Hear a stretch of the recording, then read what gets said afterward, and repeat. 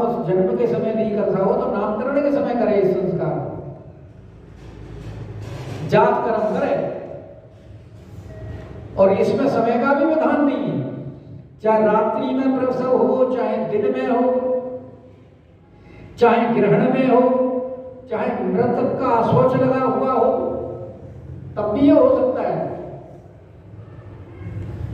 और जन्म का आशोच में भी जन्म क्यों ना हो, जात कर्म करना चाहिए।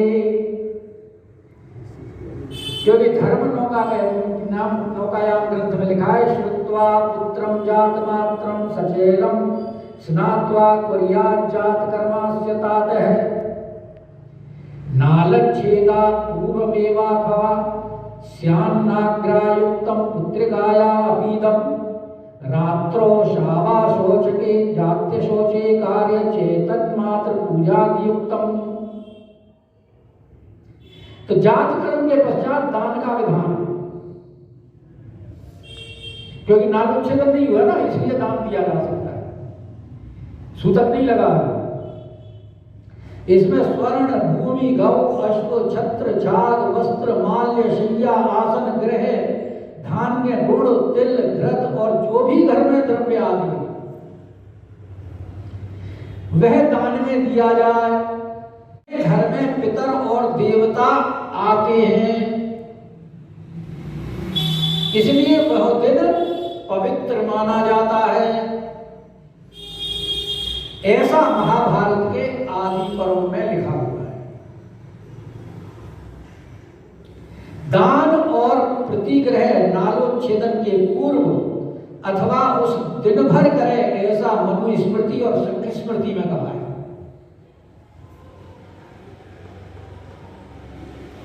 तो नालोच्छेदन और सूतक के संबंध में शास्त्र कहता है कि जब तक नाल काटा नहीं जाता तब तक सूतक प्रारंभ नहीं होता, संबंध विच्छेद नहीं होता जब तक। काटने के पश्चात सूतक लगता है। यावन् न छिद्यते नालस् तावन् नाप्नोति सूतकम् छिन्ने नाले ततः पश्चात सूतकम् तो विधीयते। ऐसा स्कंद पुराण में। और जन्म से 6 मुहूर्त क्या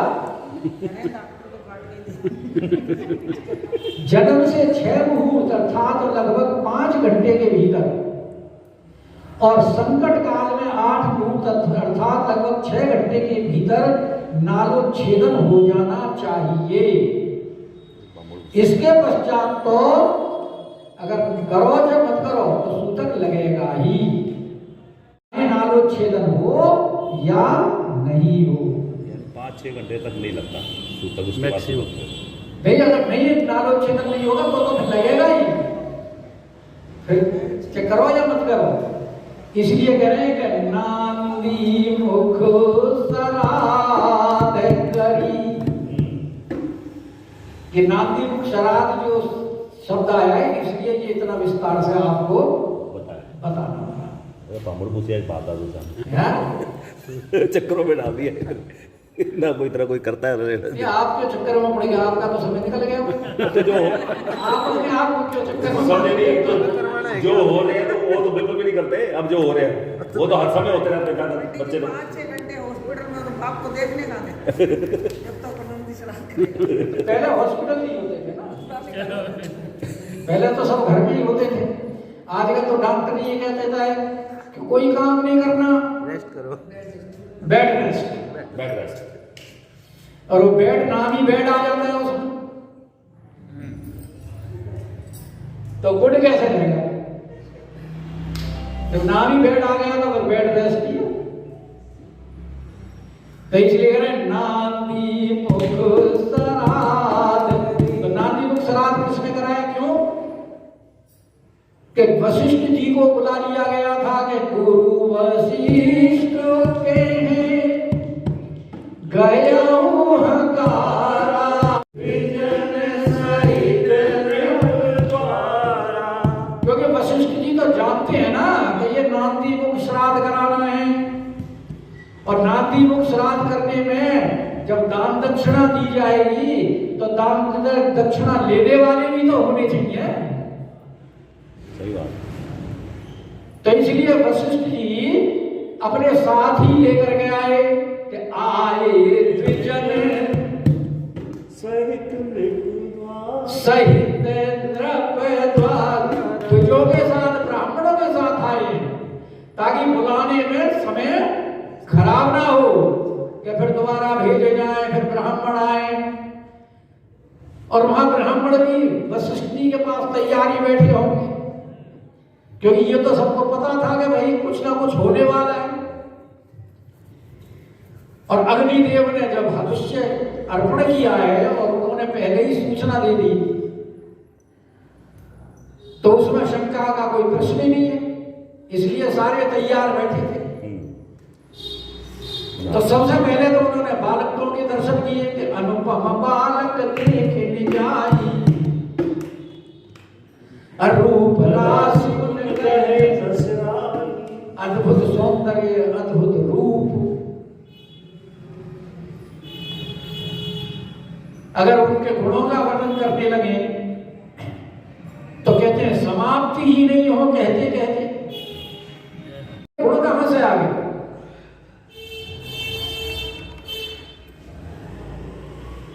लेकिन कहते हैं ना कि होनहार मेहरबान के होत चिन्ह पार। और फिर ये तो वैसे ही पार ब्रह्म है, इनके बारे में तो पहले ही पूर्व सूचनाएं प्राप्त हो चुकी हैं।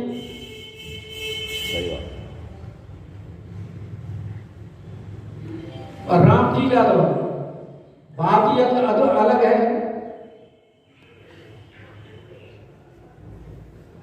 कि चारों के चारों रूपशील गुण धामा, लेकिन उनमें भी सबसे ज्यादा सुख सागर रामा। राम तो और भी अद्भुत है उन चारों में। तो इसलिए दशरथ जी महाराज ने जहां वो जो ब्रह्मानंद में उठ भी नहीं पा रहे थे और परमानंद में जब उनको प्राप्त हुआ, जब वात्सल्य सुख के बारे में माधुर्य उनके अंदर प्रवेश हुआ और उन्होंने जब सब लोगों को बुला करके फिर नांदी मुख श्राद्ध करके जात कर्म सब की, और उस समय जो दान था कि हाठक नृप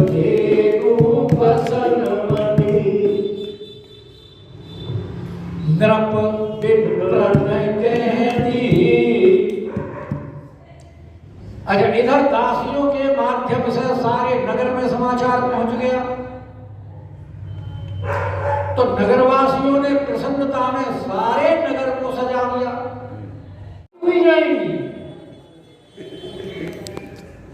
तभी तो है ना, लोग आई गागा कर जा रही हैं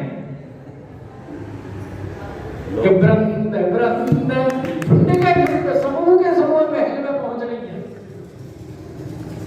और फिर कैसे जा रही है?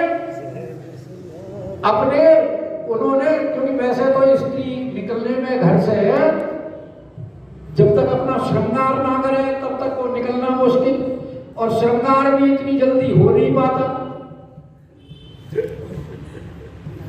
पूरा उस समय उसके लिए पूरा समय चाहिए। नहीं, वैसे पुरुषों में भी श्रृंगार में समय लगता है, लेकिन वो पुरुषों में कितने लगता है? सरदारों में। मोनों को श्रृंगार करने में इतना टाइम नहीं लगता, मोने तो फटाफट तैयार हो जाते हैं, लेकिन सरदारों को कभी दाढ़ी ठीक करनी है, कभी पगड़ी ठीक करनी है, कभी कुछ करना है। हमारे पड़ोस में थी एक सरदारनी, तो वो तो मकान बेच के चले गए, तो वो कहा करती थी अपने आदमी से, जो कि इतना समय लगाता है श्रृंगार करने में, इतने में जनानी बच्चा जलती। इतने में बच्चा हो जाए जितने देर प्यार में लगाता है।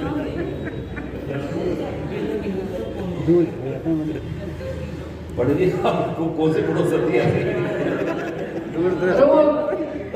वो उसमें गोली लग गई थी सरदार के पैर में, लंगड़ा हो गया था, फिर पैर काटना पड़ा था उसका। अनिल पंडित जी का मकान जिसमें अनिल पंडित जी रह रहे हैं ना, हाँ। उसमें तो पहले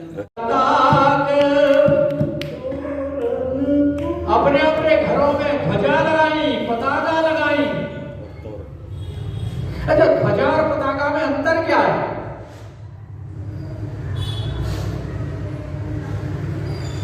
तो ध्वजा का जो परिमाप है वो 5 हाथ है ग्रंथों में, और पताका का परिमाप 7 हाथ का है। जो 5 हाथ की परिमाप की है वो ध्वजा कहलाती है, और ध्वजा में चिन्ह भी होता है। जैसे ध्वजा उठा करके जाते हैं नहीं जाते, तो उसमें चिन्ह भी बना होता है, पताका में चिन्ह नहीं होता।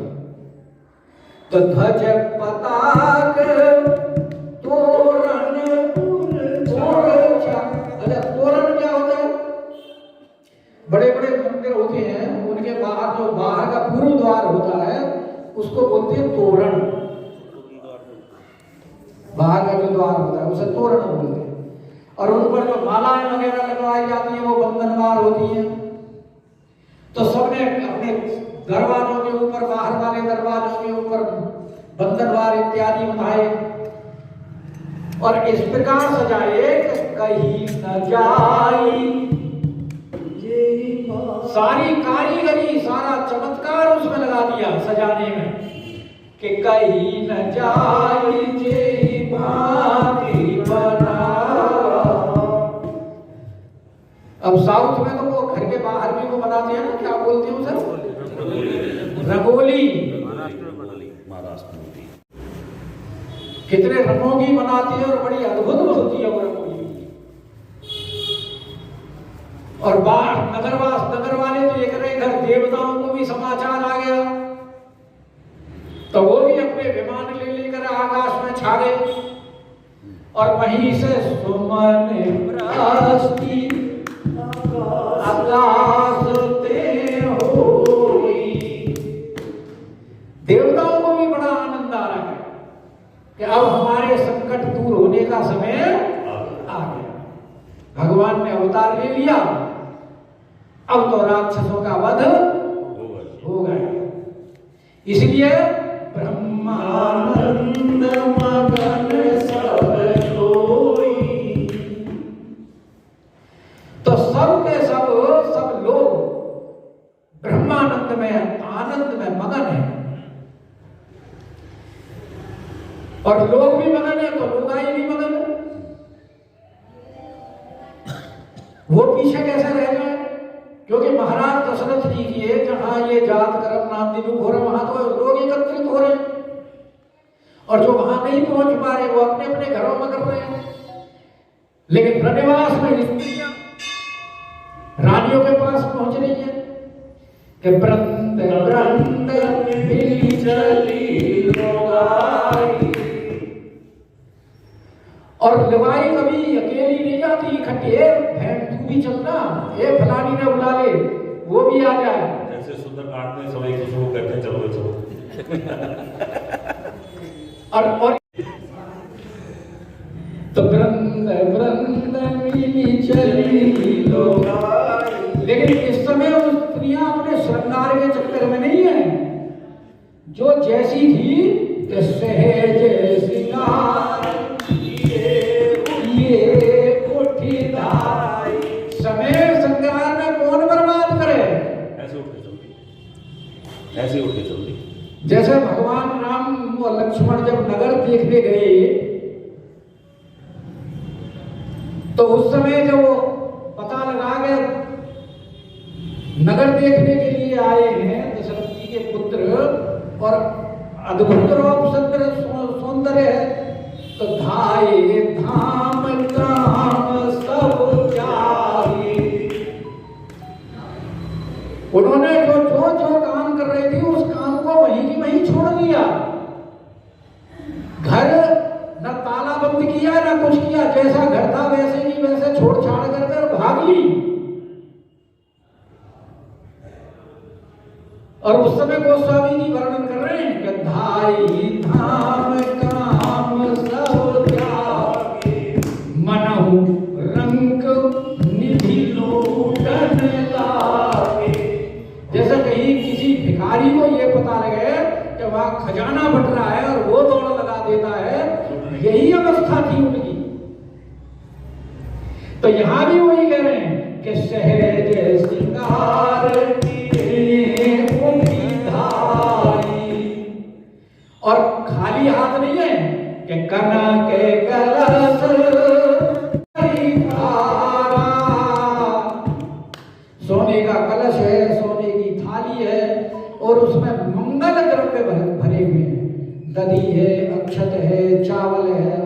अक्षत बोलते ना चावल, और दूब है, इस प्रकार जितने भी मंगल द्रव्य हैं वो सारे उसमें मांगलिक वस्तु, मांगलिक वस्तु में दीपक वगैरह सब इकट्ठे करके, और गावत बैठई भूप द्वारा, और गाती हुई राजद्वार में प्रवेश करती है जहां रानियों के महल। तो करियारती निछावर करई, अब वो जाते ही राम जी की सबसे पहले आरती करी और निछावर, और आरती करके उनके ऊपर न्योछावर करती है। तो न्योछावर क्यों करती है? आप भी देखो हो ना, जब भी कोई उत्सव होता है तो उसमें न्योछावर करके और देवताओं के नृत्य दी जाती है वो, कि भाई देवताओं तुम जो भी इनके अमंगल कोई कार्य अगर होना हो तो उससे उनकी रक्षा करके और उसके बदले में हम ये न्योछावर में आपको दे देंगे। यानी वहां देवताओं को सीधा किया जाता है, ब्राह्मण सीधे नहीं होते, वहां देवता सीधे होते हैं। के करियारती निछावर करई, और बार शिशु चरण। लेकिन यहाँ एक बात मैंने देखा है कि अब हम जैसे बहुत सी जगह सुंदरकांड करते हैं, मैंने ये बात कई बार कही भी है कि जब नाचने लगती है, न्योछावर करती है, तो न्योछावर को वो ठाकुर जी के आगे डाल देती है। ये बात हमारी समझ में तो ठीक है, क्योंकि जो भी न्योछावर होती है वो नीचे वाले लोगों को दी जाती है, और हम वो ठाकुर जी के सामने डाल रहे हैं, तो यानी वो न्योछावर करके हम ठाकुर जी को दे रहे हैं। जबकि उसके लिए एक अलग पात्र रखना चाहिए जो उसमें डाल दी है। मेरे ख्याल तो ये है कि ठाकुर जी को देना ठीक नहीं है। ये ढोलकी वालों को दे दिया या कोई नहीं, चाहे वो उसमें बाद में रामायण मंडल में रखो, लेकिन अलग थाल में रखो, ठाकुर जी के सामने मत डालो। हाँ, इधर दी जाती है वो चीजें, या तो मान सम्मान की जैसे लड़कियां होती हैं उनको दे देती हैं, भांजे होती हैं उनको दे देती हैं। चलो जी, तो ये मैं कई बार कह भी चुका हूँ, लेकिन कोई ध्यान नहीं देता इस चीज के ऊपर। पंडित जी कीर्तनों में तो स्पेशल नचाने वाले भजन करते हो, निछावर लेने के लिए क्या बात करते हो आप? वो अपनी जेब में रखते हैं, जो निछावर ले जाने वाले होते हैं, वो ठाकुर जी को नहीं देती जाती। ढोलक वाला को दे देते हैं ना, ढोलक बजाने वाले तो वो ठाकुर जी को देते हो तो ये है, ढोलक वाले को देते हो ऐसे? हाँ, साथ वाले को दे वो देते सब हैं। हाँ, थाली में खूब जाता है। हाँ, तो वही तो कह रहे हैं, आप खुद विचार करके देख लो। मैं तो इस बारे में अपना मत बता रहा हूँ। हाँ, वो होना तो यही चाहिए। ये मैं तो अपने मत, अगर आपको ठीक लगता है करो, कोई बात नहीं, आप लेकिन मेरा मत तो ये है। बात तो ठीक है आपकी कि न्योछावर जो है वो छोटे उसको ही देना चाहिए, ये बात सही है, ये बात। और हम वो ठाकुर जी के सामने रखते हैं जाकर के। अगली बार से ध्यान रखें। कि करियारती अभी से ध्यान। निछावर करई, और बार शिशु चरण, और चरणों में वो पड़ती हैं। तो बालक के चरणों में ये क्यों पड़ती है भाई? क्योंकि इनको भी ज्ञान है कि ये पार ब्रह्म का अवतार है। और इनको ज्ञान कैसे हुआ? क्योंकि जिस समय अग्निकुंड से अग्निदेव प्रकट हुए भविष्य को लेकर के, तो उन्होंने सबको ये बात बताई थी कि इससे पार ब्रह्म अवतरित होने वाले हैं, संतान होगी। कि मागध सूर बंदी घन गायक, और पावन गुण गावई रघुनायक। अब वहां सबके सब भगवान का रघुकुल के स्वामी कौन है उस समय? दशरथ जी महाराज। तो दशरथ जी महाराज रघुकुल के स्वामी के पवित्र गुणों का गायन कर रहे हैं। गायन करने वाले कौन कौन है? मागध। मागध किसे कहते हैं? और सूत किसे कहते हैं? सूत के बारे में तो मैं पहले कई बार बता चुका हूं कि अगर जिसकी माता ब्राह्मणी हो और पिता क्षत्रिय हो, तो उसके जो संतान होती है वो सूत कहलाती है। और अगर किसी की माता क्षत्राणी हो और पिता